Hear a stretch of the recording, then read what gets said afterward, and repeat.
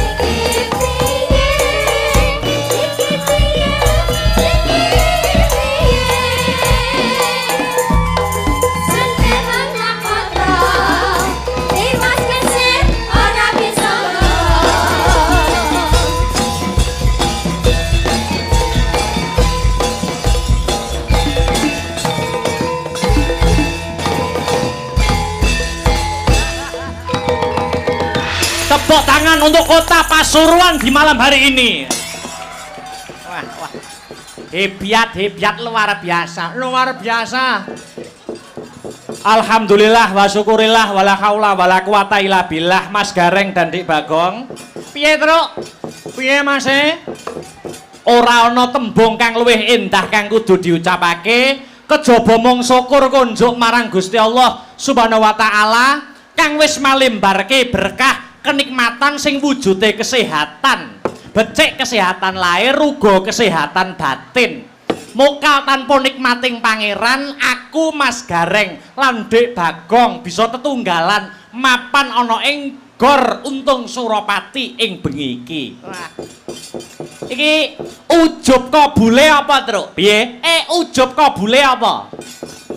Acarane tidak lain dan tidak bukan ya kuwi mengeti ambal warsa utawa hari jadi Kota Pasuruan sing wis ngancik ke 338 tahun.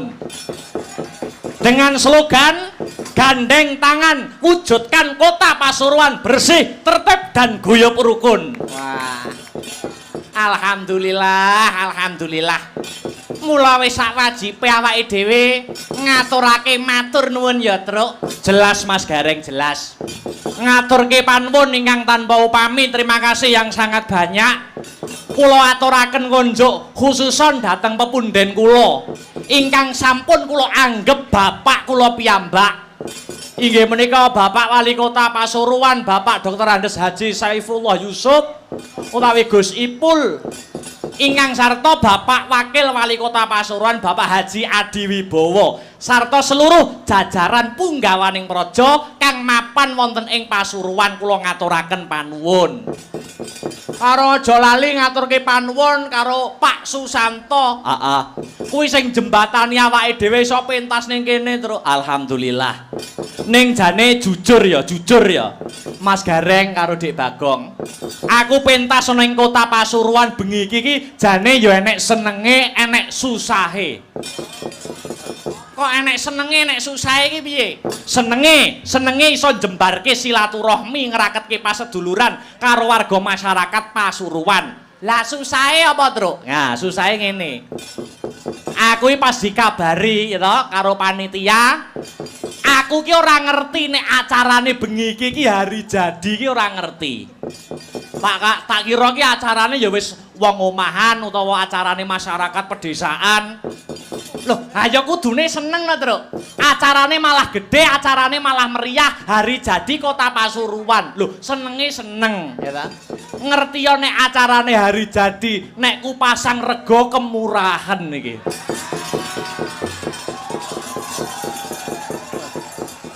Boten, Ding, boten, gojek. Kota Pasuruan identik dengan kota santri masih, betul. Cok kadangkala ana sing memandang sebelah mata, ya toh? Akeh to wong sing ngomong santri ki arep dadi apa? Santri ki ora iso cekel gawean. Namun statement kuwi terpatahkan. Buktine Kota Pasuruan dipegang oleh wali kota yang berlatar belakangkan seorang santri yaitu Gus Ipul, ya toh? Durung pejabat liyane, Durung pejabat liyane kuwi akeh sing saka kalangan santri. Gubernur Jawa Timur Bu Khofifah kuwi ya santri. Almarhum Gus Dur mantan presiden RI kuwi ya santri. Wakil presiden RI ya toh, Profesor Dr. Kiai Haji Ma'ruf Amin kuwi ya santri. Mula nek santri dipandang sebelah mata, aku ya ndak trima. Mergo dalang akbar ki ya saka keluarga santri, ngono. Ngono, ayo no. Iya. Aku saka keluarga santri. Aku jane nek diceluk Gus ya rada memper ngono. Wekidus. Nah, tapi rumangsaku Gus Ipul kuwi adalah sosok pejabat yang tawaduk. Tawaduk ki manane apa? Rendah hati. Buktine rendah hatine Gus Ipul apa? Nah, sawangan kayak pejabat-pejabat liyane ya ta. Nek Pak Jokowi kae, kae merintise saka wali kota Solo. Munggah gubernur Jakarta, terus presiden RI. Oh, ngono. Putrane Pak Jokowi, Mas Gibran. Kae merintise pengusaha, dadi wali kota Solo, ya ta? Terus calone ya arep munggah neh. Lah Gus Ipul bar dadi menteri mudhun ning wakil gubernur kok terus dadi wali kota lho. Kuwi membuktikan pejabat yang tawaduk dan rendah hati, kira. Wis to, Mas Gareng, aku iki percaya. Jenengan sekseni nggih, Pak Bu, omongane dalang ning isor lampu niku mandi, ngono. Jenengan sekseni, rampung iki, rampung wayangan iki ke depan mbok kapan. Gus Ipul nak diangkat meneh derajate karo Gusti Allah. Tenan niku. Tenan, ngono, percaya mawon kalih kula.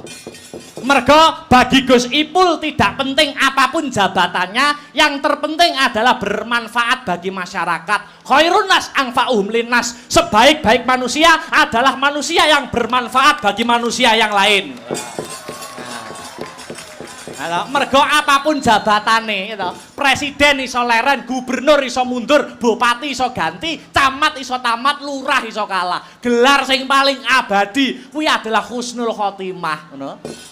Mergo husnul khotimah kuwi undu-unduane pakarti lan perbuatan. Cerdas. Ngene iki dalang sing digoleki dibutuhkan ana era milenial, era Gen Z iki ya ngene iki.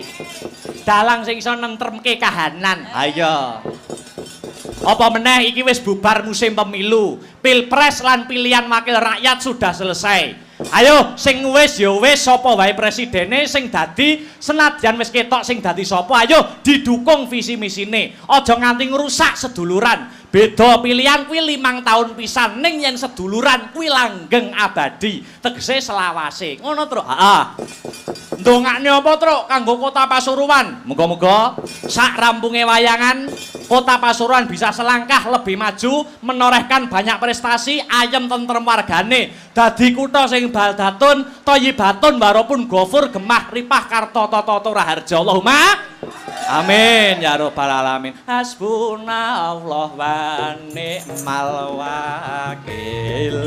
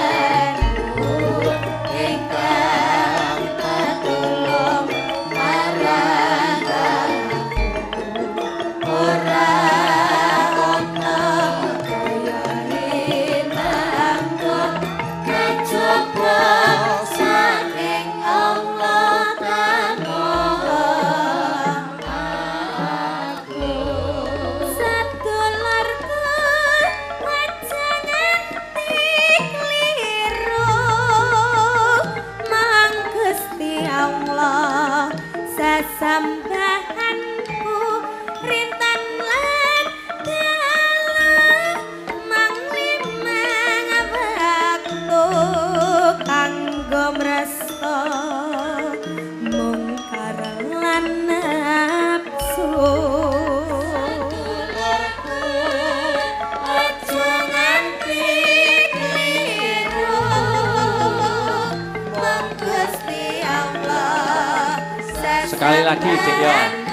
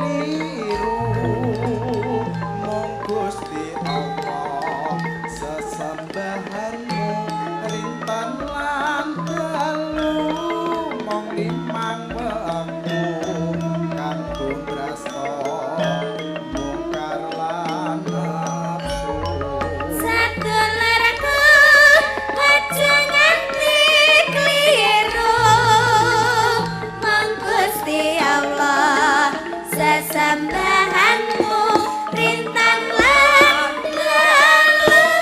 tuang limang waktu kanggo mrasta bongkar lan Pagelaran wayang pada malam hari ini juga disiarkan langsung live streaming lumantar channel YouTube Asta Brata Media. Jadi iki sing nonton memantau ora mung ana ing TKP, ana ing lokasi ning dipantau seluruh dunia melalui channel YouTube Asta Brata Media. Oh ngono terus. Heeh. Tur iki yo beda karo biasane. Bedane iki ora sewengi. Oh ngono. Heeh. Jadi iki acara instansi panyuwun saka panitia ya ngono. Jane ya iman nggawa alat akeh-akeh kaya ngene tekan nganjuk ning ora sewengi, ning ora apa-apa, malah enteng aku. Ayo. Iyalah. Mula ayo iki sing dianti-anti wis dadi bukti, sing diantu-antu kudu lumaku. Bintang tamu saka Kota Tahu Kediri, ya ta? Dik Niken Salindri diaturi jumeneng. Nah, sepatono sing gumyak digawe pemanasan Dik Niken Salindri. Mas Tris, ayo digarap sak jose. Terus. Maka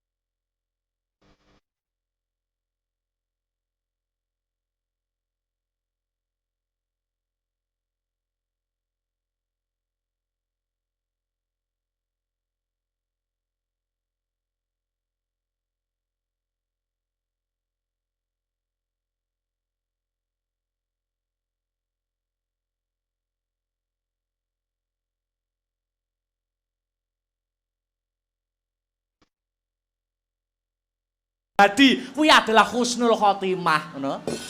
Mergo husnul khotimah kuwi undu-unduane pakarti lan perbuatan. Cerdas. Ngene iki dalang sing digoleki dibutuhkan ana ing era milenial, era Gen Z iki ya ngene iki. Dalang sing iso nentremke kahanan. Ayo. Apa meneh iki wis bubar musim pemilu. Pilpres lan pilihan wakil rakyat sudah selesai. Ayo sing wis ya wis sapa wae presidene sing dadi senadyan wis ketok sing dadi sapa ayo didukung visi misine. Aja nganti ngrusak seduluran. Beda pilihan kuwi 5 tahun pisan ning yen seduluran kuwi langgeng abadi. Tegese selawase. Ngono, Truk. Heeh. Ndongakne apa, Truk? Kanggo Kota Pasuruan. Muga-muga sak rampunge wayangan Kota Pasuruan bisa selangkah lebih maju, menorehkan banyak prestasi, ayem tentrem wargane. Dadi kutha sing baldatun, thayyibatun warapun gofur gemah ripah karta tata raharja. Allahumma amin ya rabbal alamin. Hasbunallah wa ni'mal wakil.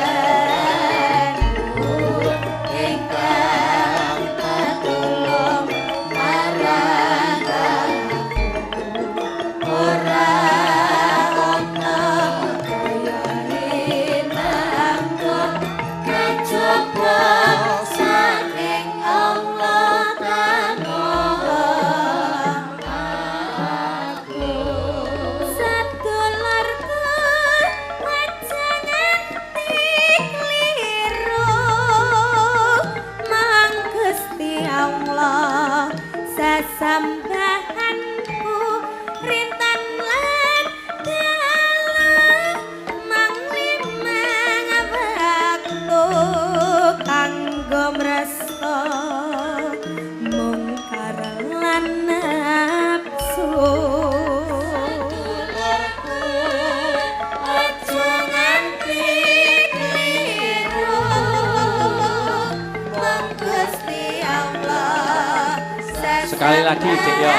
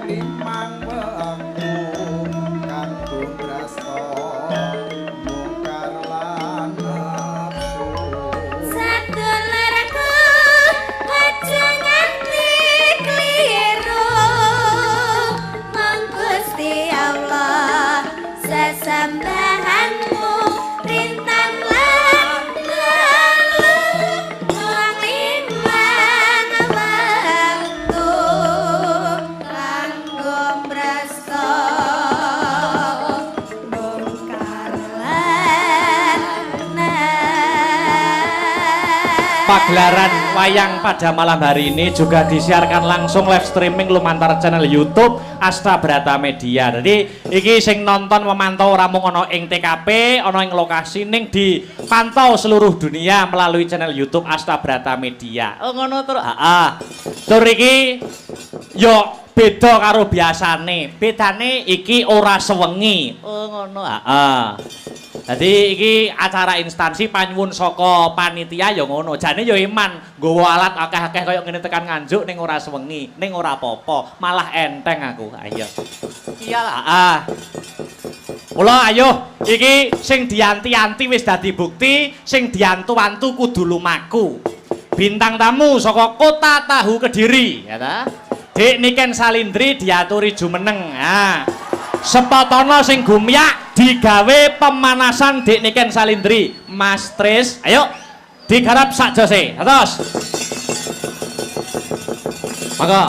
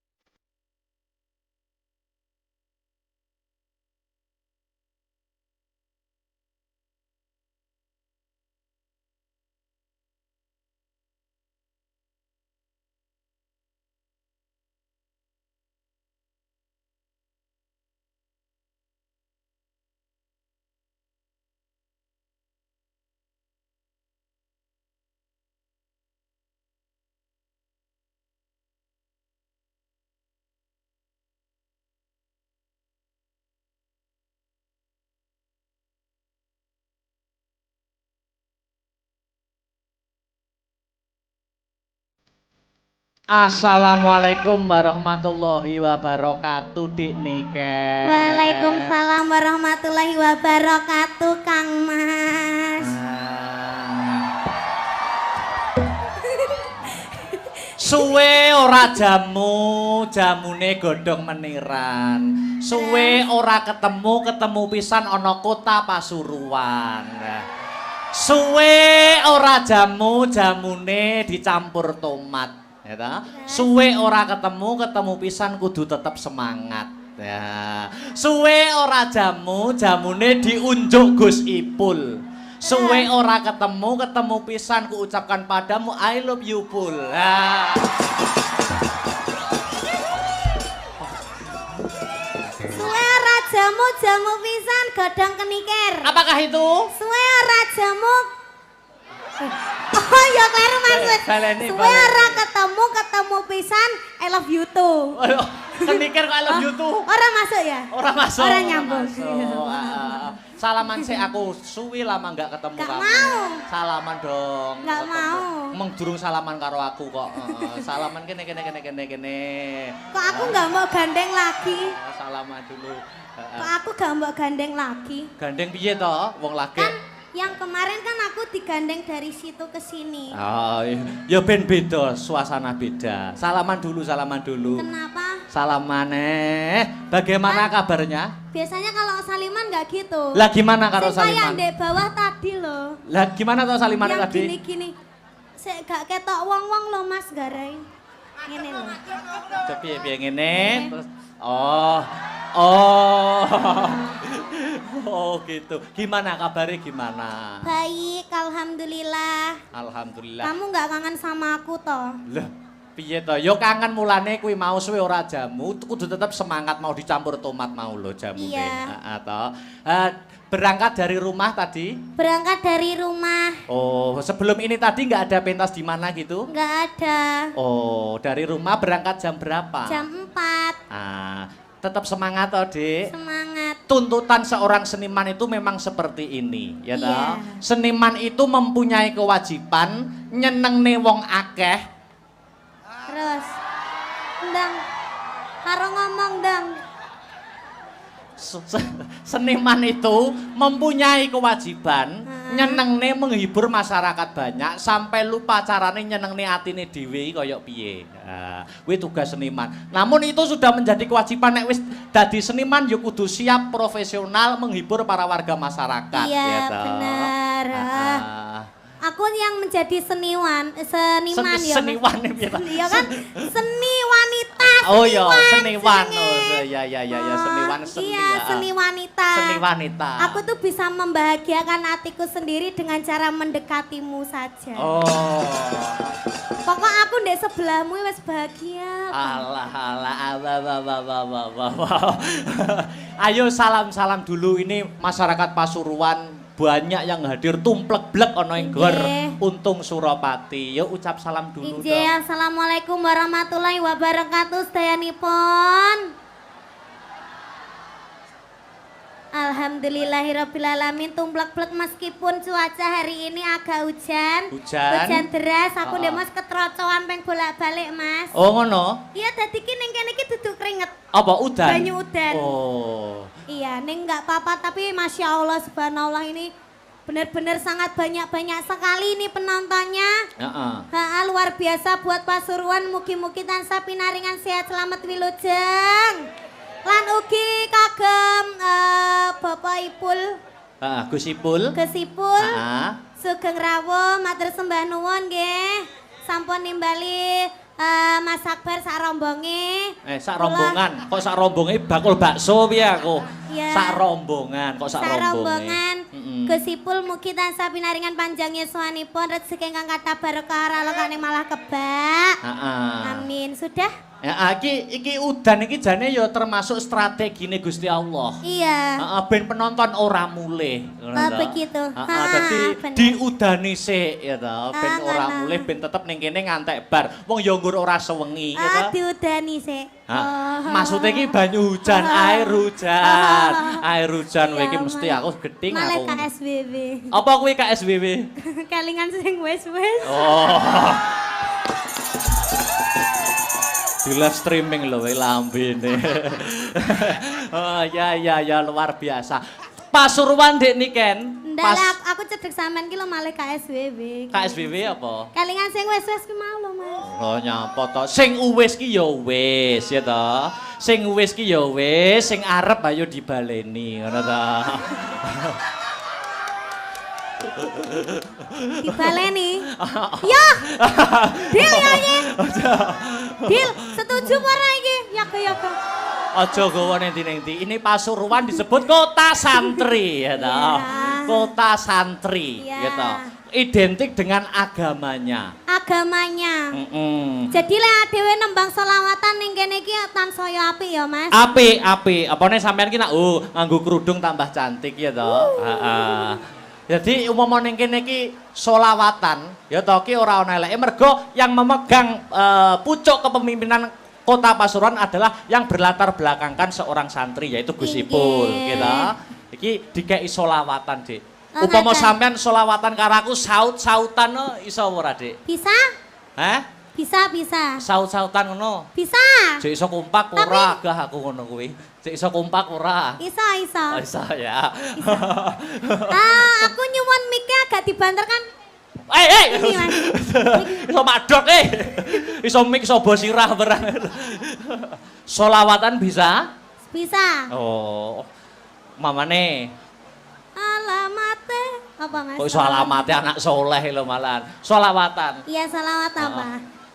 Salatullah salamullah ala toha rasulillah. Salatullah salamullah ala yasin habibillah. Kok pinter men jane adike sapa?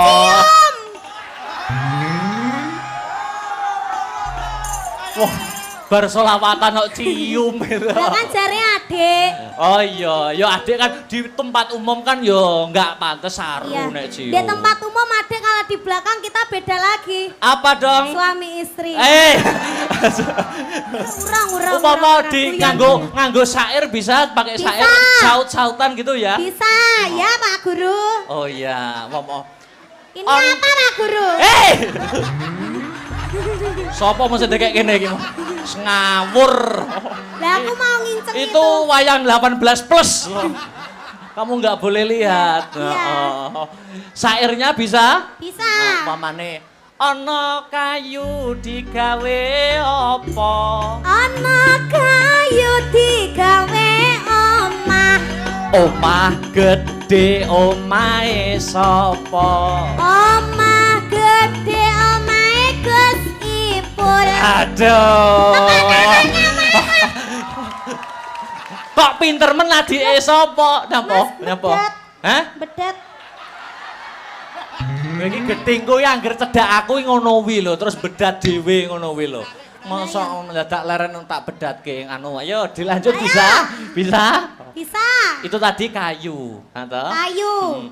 Ana dompet digawe apa? Ana dompet nggo ada duit. Duit akeh duwite sapa? Duit akeh duwite Gus Ipul. Pak, nyuwun Pak. Hei! Kok apa-apa Gus Ipul mumpung ketemu beliaunya kok ya. Kok ketemu Gus Ipul sing diapi-api ya Gus Ipul, soalnya sing nimbali ya Gus Ipul. Ana omah gede omah Gus Ipul. Duit akeh nggone? Gus Ipul. Dilanjut bisa? Bisa. Ana kurungan nggo adah apa? Ana kurungan nggo adah manuk. Manuk gede manuke sapa? Manuk gede manuke. Kok lambene.